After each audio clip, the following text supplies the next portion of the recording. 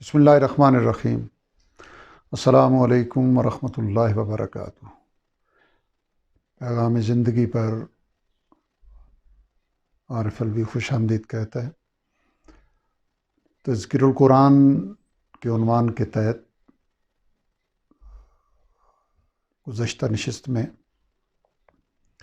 ہم یہاں تک پہنچے تھے کہ قرآن حکیم ووکیبلری کی بنیاد پر سیکھنا کس قدر آسان ہے۔ سورہ فاتحہ کے الفاظ کے پہلو سے ہم نے گفتگو کی تھی کہ صرف 31 الفاظ سیکھنے کے بعد پورے قرآن حکیم کے 91,265 الفاظ میں سے لگ بھگ 4.5 پونے 5 ہزار الفاظ کور ہو جاتے ہیں۔ آج اسی موضوع کو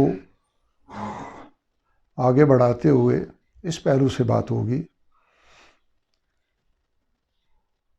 کہ قرآن حکیم کا ترجمہ سیکھنے کا ہدف ہمارا کیا ہونا چاہیے۔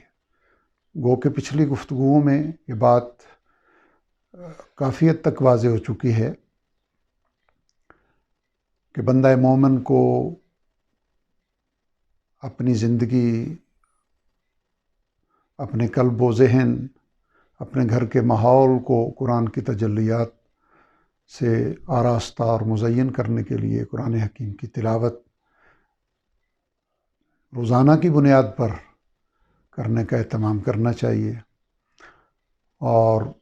یہ تلاوت جب سمجھ کر ہوگی تو نور علی نور ہوگا۔ لامالا اس سے ہدف یہ واضح ہو جاتا ہے کہ پیش نظر اپنی زندگی، اپنے اخلاق، اپنے کردار کو سنوارنا مقصود ہے۔ اور جس طرح پچھلی نشستوں میں کچھ آیات کے حوالے سے ہم بات کر چکے ہیں کہ جب ترجمہ سیکھنے کے بعد کوئی شخص تلاوت کرے گا کہ ویل للمطففین، ہلاکت ہے ناپ تول میں کمی کرنے والوں کے لیے، تو وہاں بھی عرض کیا تھا کہ جب کسی شخص کا، تلاوت کرنے والے کا تعلق تجارت کے شعبے سے ہے تو یہ آیت پڑھ کے وہ کانپ اٹھے گا کہ کہیں مجھ سے یہ کام سرزد نہ ہو جائے۔ تو گویا قرآن حکیم ایک عام آدمی کو سمجھانے کے لیے یہ اہتمام کیا جا رہا ہے، اور یہ بات ذہن میں واضح رکھنا اور بار بار اس کی یاد دہانی کرانا ضروری ہے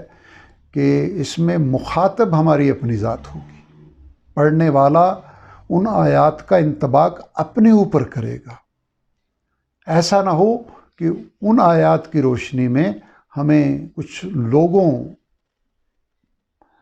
کے عکس نظر آنا شروع ہو جائیں، ہم ان آیات کے احکام ان کے اوپر فٹ کرنا شروع ہو جائے، تو یہ اس تعلیم و تعلم کے بنیادی مقصد سے انحراف ہو جائے گا۔ تو یہ چیز پیش نظر رکھنا، واضح کرنا ضروری ہے کہ ہم قرآن اس لیے سیکھتے ہیں۔ میں نے اس لیے سیکھا کہ جب میں پڑھتا ہوں تو مجھے اپنی خامیاں، اپنی کمیاں، اپنی کوتاہیاں مجھ پر واضح ہوں، اور میں ان کے مطابق اپنے آپ کو درست کرنے کی کوشش کروں۔ اور اس کا ایک لازمی امپیکٹ یہ ہوگا کہ جب بتدریج میں اپنے عمل کو، اپنی شخصیت کو، اپنے کردار کو، اپنے اخلاق کو، اپنی سیرت کو نکھاروں گا تو اس کی خوشبو میرے ماحول میں جائے گی۔ جن لوگوں کے ساتھ میں اٹھتا بیٹھتا ہوں، جن لوگوں کے ساتھ میرا لین دین ہے، جن لوگوں کے ساتھ میں سفر کرتا ہوں، اور سب سے بڑھ کے جن افراد کے اندر میں اپنے گھر میں رہتا ہوں، ان کے اوپر اثرات مرتب ہوں گے کہ دین پر چلنے والی شخصیت ایسی ہونی چاہیے۔ گویا ان کو ترغیب ملے گی کہ ہمیں بھی اس طرح بننا چاہیے۔ اور یہی چونکہ ہم سب کا جو حق کا معیار ہے، جو شخصیت کا کردار کا معیار ہے، اسوہ حسنہ ہے، وہ نبی اکرم صلی اللہ علیہ وآلہ وسلم کی ذات اقدس ہے، جن کو خود باری تعالیٰ نے ارشاد فرمایا کہ آپ خلق عظیم کے مقام پر فائز ہیں، وَإِنَّكَ عَلَىٰ خُلُقٍ عظیم، یقیناً آپ اخلاق کے بلند ترین درجے پر فائز ہیں۔ تو وہی چیز پھر معاشرے میں اس کا عکس مرتب ہوتا ہے۔ آپ سے معاملہ کرنے والا، ہم سے معاملہ کرنے والا، ہمارے ساتھ اٹھنے بیٹھنے والا، اس کے اوپر عکس اس کا مرتب ہوتا ہے، اور وہ اپنی زندگی کو بدلنے کے لیے آمادہ ہوتا ہے۔ تو گویا ہدف ہمارے اوپر بالکل واضح رہنا چاہیے کہ میں نے اپنے نامہ اعمال میں خیر کا اضافہ کرنا ہے۔ جب میں ایک حرف سمجھ کے تلاوت کروں گا، بلا شبہ جو نہیں سمجھ سکتا جب وہ تلاوت کرتا ہے تو 10 نیکیاں ہیں، اور جب ہم سمجھنے کے لیے اسے بار بار دہرائیں گے، ذہن نشین کرنے کے لیے،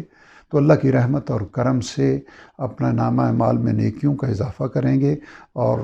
اس سے بڑھ کے پھر جب وہ ہماری شخصیت کا حصہ بنے گی، ہماری سوچ کا حصہ بنے گی، ہماری گفتگو کے اندر نکھار آئے گا، ہماری گفتگو کے اندر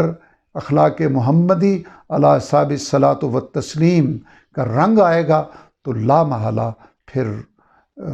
ہماری دنیا بھی جنت بن جائے گی، اور آخرت بھی اللہ کی رحمت اور کرم سے ہمیں جنت کا بلند ترین درجہ اللہ کی رحمت سے عطا ہوگا۔ اللہ تعالی ہمیں قرآن حکیم کو صحیح معنی میں سمجھ کر اپنی زندگیوں کا اس طرح حصہ بنانے کی توفیق عطا فرمائے کہ ہماری صبح و شام اس سے مزین ہو۔ آخر دعوانا الحمدللہ رب العالمین۔